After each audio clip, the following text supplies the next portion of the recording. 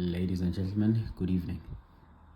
As promised that today I'll be doing a video for content that is tied to that which is written on paper, where we will be running back so as to run forward with the content that we have to cover. And as it says here, I will be dealing with the causes of the 1905, bearing in mind that we have done the background and focus of this particular content that is tied to the establishment or the very foundation of an ideology that comes to be known as capitalism, that originates around the 1750s towards the 1850s in the United States of America.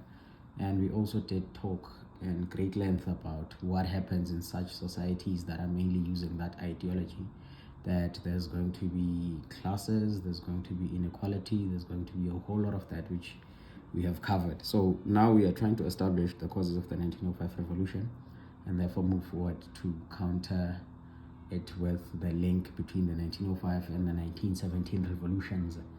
I say that because we do know for a fact that in 1917 we are going to have two.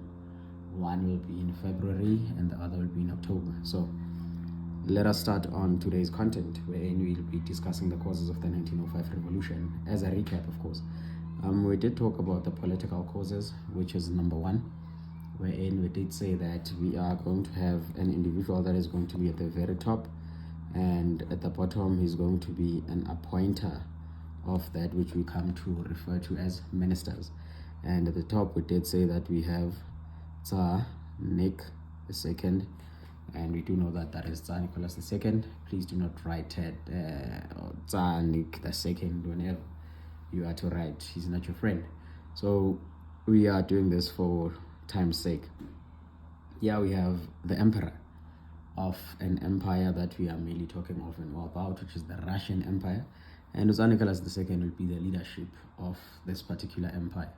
And underneath him or beneath him is wherein is going to have a cabinet of ministers. And when we speak of ministers, we have addressed the point that he will mainly pick, or he'll mainly appoint people that are his friends and family, so as to see to it that his interests are always looked out for, and the people that are going to be appointed are going to see to it that whatever the Tsar wants in this particular empire, it's definitely that which is going to happen. And we are also bearing in mind that this is an empire that is using this ideology that has been in existence, which is capitalism, that leads to the formation of classes, the division of these classes, thus leads to inequality in the society, and many other causes and many other problems, rather. So the political causes are also tied to that particular aspect, that Tsar Nicholas II will appoint his friends and family, and after that it's wherein we will therefore start talking of the incompetence that comes with such a government that is mainly based on nepotism or mainly favoritism based on someone's interests. So the political causes are also tied to that. Then we are going to therefore move to the second point, where we have social causes. And when we spoke of social causes, it's wherein we did say that the society being structured in this manner is going to find itself having greater problems than expected, due to the very fact that the greatest portion of the society is going to exist in this particular class that we refer to as the lower class. And this is due to this particular philosophy that they were following, or ideology that we refer to as capitalism. And that therefore led the people in the society to feel as though they are not treated in the manner in which they expected, or in which they were supposed to be treated, because we are bearing in mind that the lower class was the actual class that carried the society in its entirety.